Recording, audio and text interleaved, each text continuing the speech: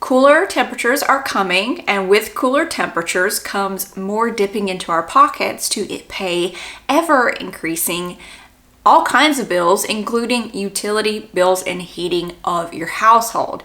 The NEADA says that it's estimated up to 20% increase over last year for heating costs per household. So I thought it would be important to talk to you about the ways that we save money throughout the winter season with heating costs and just overall staying warm for less money. So we are going to do that in this video, but before we get started, if you are new here, I'm Jennifer and I talk about all the ways we save money. We live a frugal lifestyle to help us just become financially independent, and there's just little things along the way, tips and things that I've learned from being in debt to being where we are now that I want to share with you, and hopefully you find it helpful. If you do, make sure you give this video a thumbs up. Don't forget to hit that subscribe button and come back for more videos. So I want to put a link down below in the description box, so check it out. And it's to this paper here that I have from the National Energy Assistant Directors Association. And this was released on September 12th of 2022. But it says that home heating costs reach highest level in more than 10 years. Families will pay 17.2% average more for heating their home this winter. So there are the different types of heat, electricity, natural gas, heating oil, propane, etc. And then just different charts on here for you to look at. So it's very interesting. So check it out. There's more information on it. But I want to highlight specifically this very just large number that is blaring at me. And it's the table 1. And it says estimated winter heating costs, and I just went under natural gas because that's what we have. And the difference between heating cost last season, so 2021 to 2022, and this season, which will be 2022 to 2023, it says for natural gas itself is 34.3%. So the 17.2 is for all fuels. Natural gas itself is a whopping 34.3%. Now, here's the even crazier number. The difference between 2 seasons ago, so the year of 2020 to 2021 versus what they're expecting this year, 2022 to 2023, wait for it, 66.1%. I bring all this up because if you were just making ends meet, living paycheck to paycheck last year, 2 years ago, and you haven't got an increase, just heating cost alone, which we already know gas, food, and everything else has gone up, then you are definitely overstretched and unable to make ends meet. And it's concerning. So what can we do within our control? Because there's a lot of things that aren't in our control. As much as we want to complain and state X, Y, and Z, and yes, there are certain things that we can do outside of that. What can we do within the 4 walls of our house to try to make this as best a situation as we can? So that's why I want to talk about the ways we save money during the wintertime in this video. Now, I don't think that you've probably thought about some of these things, so that's why I thought I would share them, but they are actually things that without thinking save us money, and especially keeping warm during the winter without bumping up the thermostat. And the first thing is movement. You know, being somebody who's really active and you're constantly going throughout the day, being productive throughout your house, moving from one activity to the other, you're making that blood flow, you're making that temperature in your body stay up, versus if you were just hanging out on the house or on the couch, which, hey, whenever you need to do that, you do that. But when you do that, you're not moving, that blood's not flowing, so you might be more tempted to bump up that thermostat, right? So movement. So maybe instead of, sitting on the couch and then thinking, oh yeah, I really want to continue this binge episode of this Netflix series, and I'm cold, so maybe I'm gonna bump up the thermostat. Maybe think about just pausing it and going and doing something like a load of laundry or a fun activity or even a board game where you laugh and you produce move that blood and you get that energy going, and you'll actually find yourself feeling better rather than just being sedentary. So it's kind of like a double win there. Now this one might seem really strange, but it actually does work, and it's a habit that I developed not for the reason that it actually is beneficial, but I sleep with something on my head.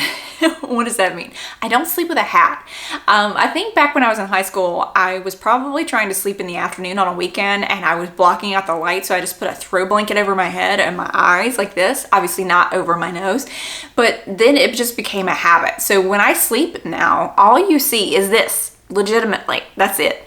And it doesn't matter when it is, but during the winter, it really does help because you lose the most amount of body heat through the top of your head. So I stay extremely cozy and warm no matter the temperature in the house below the bed covers, because I have this, I think I use a sweatshirt now. Yes, an oversized sweatshirt that I put over my head. And it's just something, I can't sleep unless I have something over my head. My husband has like a really, really short haircut. So he is always complaining about being cold. And I say, hey, you could put on a hat or put something on the top of your head. You'd be warmer. Now the first thing we do when we get up, especially when the sun is out, so if the sun's not out, that's the reverse thing, but you open up the blinds. God's light bulb is free. It's beautiful and it's free, and it will heat up your house. So during the winter time, if you wake up and the sun is bright and beautiful, go ahead and open the shades, open the shutters. That's what we do. The one thing to keep in mind though is if it's not, and you open up the shades or the shutters, and it's not sunny, is what I mean, it could actually let more heat out. So that's just something to be knowledgeable of and just to notice, but it's just something when we get up, the blinds are open. Also, get out of the house. During the wintertime, a lot of people just want to hunker down and stay at home, be all warm and cozy. Getting out of the house is good for you. You get that vitamin D from the sun from being out of the house. Doesn't mean you have to go hang out outside without being in something warm, but go to the library. We absolutely love going to the library. My daughter just loves books, so it's so much fun for us to go and see what's new. And guess what? It's heated. Our tax dollars obviously pay for the local library, but we're heated, we're enjoying, we're having activity, we're spending time together. You could use this time to go thrifting, because thrifting can take many an hours to find those good fun gems. You could have, you go to a store and do like a summer sale, the clearance. That's when the summer stuff is on sale. Buy the next size up. It's a bonus frugal tip. If you have little ones, go ahead and buy things, staples, or things that are, that you'll wear for the next season, not trendy, some more classic pieces. Go visit family and friends. Getting out of the house, you can maybe bump the temperature down for a little while you're gone, and you've gone out and done something productive. So during the winter time, I love it because my husband thinks it's not okay to eat chili or like warm soups during the summer for some reason, but he's okay with, I don't know, a roast chicken, warm green beans, and warm rice. I don't understand the logic there. He just associates it's okay to eat chili and warm soups during the winter. Hey, whatever. But those are some of the cheapest meals that you can make. So soups and chilies are great because they will go further. They last longer. You can make them ahead of time. So you not only save money, but you save time. They warm you up on the inside, nice and yummy.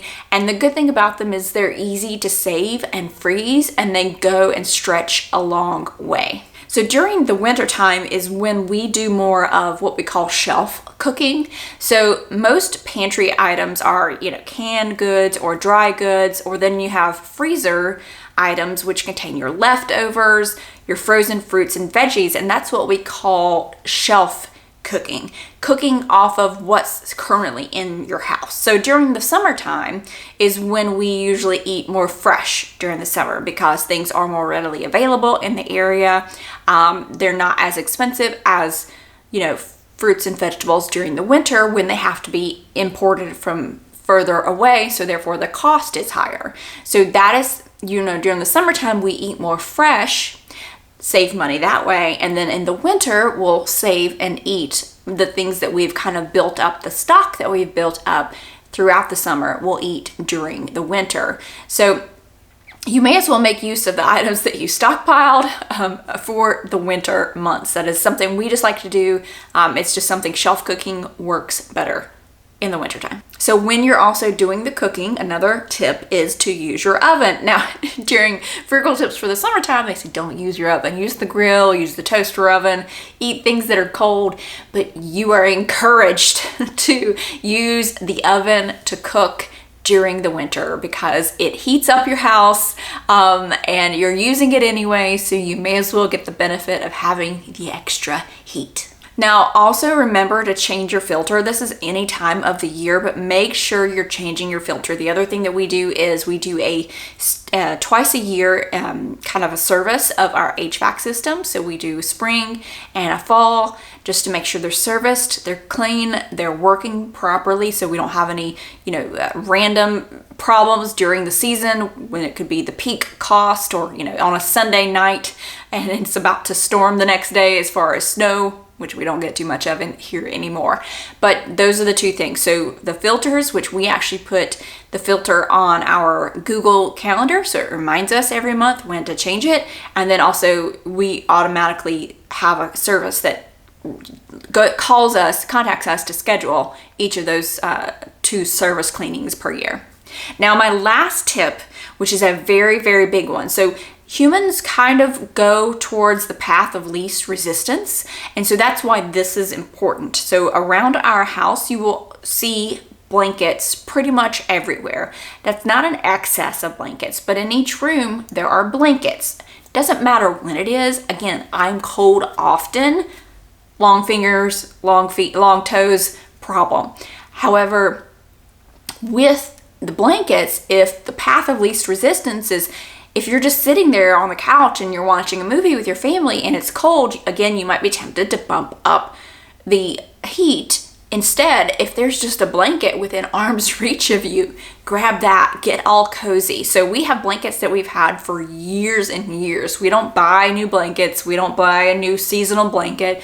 If somebody gives us a blanket, great. But we have blankets that are good, have no problems, that we continue to use, and they are always within reach. And we keep several, so nobody's fighting over any. Before I end this video, I want to ask you, please share down below your best, most frugal, most interesting, most unique, or hey, even boring tip for saving money during the winter. I really hope and wish you all the best this winter, and with everything we've got going on with expenses and things feeling tighter, we are all feeling it. I am here for you, and I am planning my content around that to as best help you as I can. So thank you so much as always for watching and spending your valuable, precious time with me. I look forward to seeing you again soon.